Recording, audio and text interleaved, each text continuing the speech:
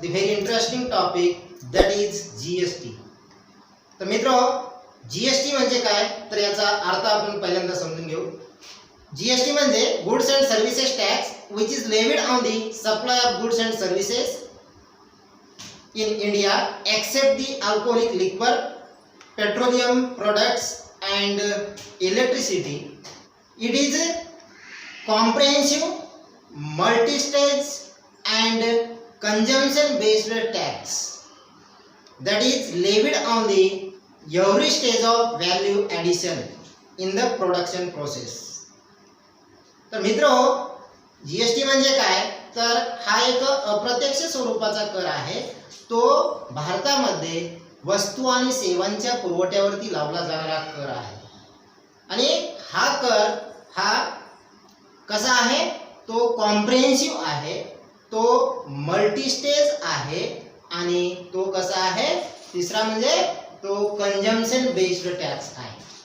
म्हणजे या व्याख्येमध्ये तीन शब्द दिलेले आहेत. किंवा हे तीन शब्द कोणकोणते आहेत, एक आहे comprehensive, second number is the multi stage and third one is the consumption based tax. तर त्यामध्ये कॉम्प्रिहेन्सिव्ह याचा अर्थ काय मित्रो, तर पूर्वी जे इनडायरेक्ट टॅक्सेस जे काही प्रकार होते, म्हणजे ते केंद्र शासनाचे असतील किंवा राज्य शासनाचे असतील किंवा लोकल बॉडी टॅक्सेस असतील, हे सर्व प्रकार म्हणजे काही राज्य शासनाचे कर सोडून जे इनडायरेक्ट टॅक्सेस जे काही प्रकार होते ते सर्व इनडायरेक्ट टॅक्सेस हे आता जीएसटी मध्ये इन्क्लूड केलेले आहेत. म्हणून हा जीएसटी किंवा गुड्स अँड सर्व्हिसेस टॅक्स हा कसा आहे तर तो कॉम्प्रिहेन्सिव्ह टॅक्स आहे. हा विस्तारित स्वरूपाचा टॅक्स आहे किंवा विस्तृत स्वरूपाचा टॅक्स आहे. आता दुसरा काय आहे तो मल्टी स्टेज टॅक्स आहे. आता मल्टी स्टेज टॅक्स कसा आहे तर this tax is imposed on the each stage of value addition. फक्त तो कशावर आकारला जातो, व्हॅल्यू ॲडिशन वरती आकारला जातो. म्हणजे इनडायरेक्ट टॅक्स सारखा तो टॅक्स ऑन टॅक्स नाहीये. म्हणजे इनडायरेक्ट टॅक्स मधला जो काही कास्केडिंग इफेक्ट जो होता, जो ग्राहकावर जो टॅक्स ऑन टॅक्सचा जो बोजा पडत होता, तो कास्केडिंग इफेक्ट ऑफ टॅक्स किंवा टॅक्स ऑन टॅक्स इफेक्ट हा रिमूव्ह करण्यासाठी हा जीएसटी हा काय झालेला आहे, अस्तित्वात आलेला आहे. म्हणून हा काय आहे, मल्टी स्टेज टॅक्स आहे आणि तो कशावर आकारला जातो, फक्त व्हॅल्यू ॲडिशन वरतीच आकारला जातो. म्हणून याला मल्टी स्टेज टॅक्स असं म्हणलेलं आहे. आणि तिसरा नंबरचा जो आहे तो कोणता आहे तर हा आहे जीएसटी. कोणता कर आहे, जीएसटी कसा आहे तर तो कंजम्पशन बेस्ड टॅक्स आहे. कंजम्पशन बेस्ड टॅक्स म्हणजे कसा, आता हा कर उत्पादनाच्या ठिकाणी कलेक्ट न करता तो कुठं कलेक्ट केला जातो, ज्या ठिकाणी वस्तूचं कंजम्पशन केलं जातं किंवा उपभोग घेतला जातो त्याच ठिकाणी त्या वस्तूचं काय केलं जातं, त्या वस्तूवरती कर आकारला जातो किंवा तो जीएसटी कलेक्ट केला जातो.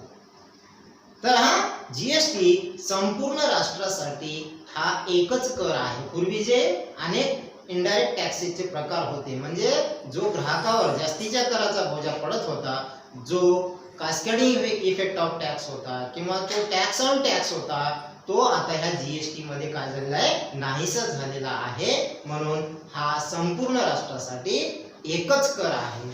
आणि हा एकच कर असल्यामुळे ग्राहकावर जो करांचा बोजा पडत होता, म्हणजे ग्राहकांना जी वस्तू वाढीव किमतीला म्हणजे टॅक्स ऍड केल्याच्या नंतर जी किंमत वाढत होती, ती किंमत आता ग्राहकांना काय आहे, रिझनेबल प्राइस मध्ये ह्या जीएसटी मुळे पडत आहे. म्हणून हा संपूर्ण राष्ट्रासाठी वन नेशन वन टॅक्स अशा पद्धतीने हा 1 जुलै 2017 पासून काय झालेला आहे, लागू झालेला आहे. तर मित्रो, याचे आता जीएसटी जसे इनडायरेक्ट टॅक्स मध्ये जे प्रकार होते, जे ते प्रकार काय केले आहेत, हा जीएसटी मध्ये इन्क्लूड करण्यात आलेले आहेत. आणि जीएसटी मध्ये फक्त कराचे 3च प्रकार ठेवलेले आहेत किंवा जीएसटी मध्ये 3च कराचे प्रकार आहेत. त्यामध्ये नंबर 1 चा जो आहे तो आहे सीजीएसटी, दुसरा नंबर आहे एचजीएसटी आणि तिसरा नंबर जो आहे तो आहे आयजीएसटी. तर यामध्ये नंबर 1 चा जो आहे तो सीजीएसटी म्हणजे काय तर याचा अर्थ आपण पाहू आता. तर सीजीएसटी म्हणजे हा कर जो आहे केंद्र शासनाचा कर आहे. म्हणजे this tax is collected by the central government which is levied on the intra state transaction. म्हणजे हा कर कोणत्या व्यवहारावर आकारला जातो? इंट्रा स्टेट म्हणजे राज्यांतर्गत जे व्यवहार होतात किंवा वस्तू आणि सेवांची जी विक्री किंवा सप्लाय एका राज्यातच घडून येत असेल तर त्यावरती हा आकारला जाणारा सीजीएसटी कर आहे. आणि हा सीजीएसटी कर हा केंद्र शासन गोळा करत असते. उदाहरणामध्ये लातूरची व्यक्ती असेल, त्या व्यक्तीने जर समजा पुण्याच्या व्यक्तीला जर वस्तू प्रोव्हाइड केलेल्या असतील किंवा सप्लाय केलेल्या असतील, ज्या वेळेस त्या दोघांमध्ये जो व्यवहार झालेला आहे तो कोणता व्यवहार आहे? इंट्रास्टेट ट्रान्झॅक्शन आहे. आणि इंट्रास्टेट ट्रान्झॅक्शनवर सीजीएसटी आणि एसजीएसटी हे दोन कर लावले जातात. ओके. सेकंड नंबरचा जो कर आहे एसजीएसटी आहे, हा सुद्धा इंट्रास्टेट ट्रान्झॅक्शनवरच लावला जातो. आणि हा जो कर आहे this tax is collected by the state government and which is levied on the intrastate transaction. For example जर घ्यायचं असेल तर आताच मी तुम्हाला सांगितलं होतं विथ ट्रान्झॅक्शन विद इन दी महाराष्ट्र. म्हणजे जर सीजीएसटी मध्ये जे उदाहरण सांगितलेलं आहे, म्हणजे लातूरचा व्यक्ती पुण्याच्या व्यक्तीला जर माल काही पुरवठा केलेला असेल तर ह्या व्यवहारावरती जो कर लावले जातात ते एसजीएसटी आणि सीजीएसटी दोन्ही कर लावले जातात. पण सीजीएसटी कर हा केंद्र शासन गोळा करतो आणि एसजीएसटी कर हा राज्य शासन गोळा करतो. तिसरा प्रकार जो आहे तो कोणता आहे तर हा आयजीएसटी आहे. And this IGST is collected by the central government which is levied on the interstate transaction. म्हणजे दोन राज्यामध्ये ज्यावेळेस व्यवहार घडून येतो त्यावेळेस हा इंटरस्टेट म्हणजे आयजीएसटी हा कर लावला जातो. आणि हा आयजीएसटी कर हा कोण गोळा करतो? हा केंद्र शासनच गोळा करते. For example supply between the state of Maharashtra and state of Karnataka. Maharashtra आणि कर्नाटक या दोन राज्यामध्ये जो व्यवहार घडून येतो या व्यवहारावरती कोणता कर आकारला जातो?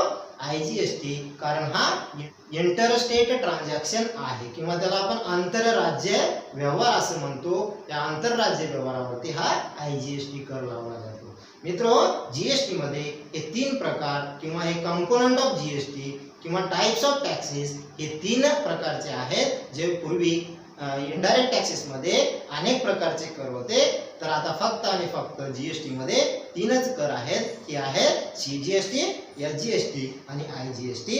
म्हणजे सीजीएसटी आणि आयजीएसटी हे दोन्ही कर हे राज्यांतर्गत म्हणजे इंट्रास्टेट ट्रान्झॅक्शनवर लावले जातात. आणि the taxes are collected by the central and state government. And third one is the IGST, and this IGST is collected by the central government and which is imposed on the interstate transaction. मित्रो, आज आपण या ठिकाणी थांबू आणि भेटू पुढील व्हिडिओमध्ये. सर्वांचे मनपूर्वक धन्यवाद.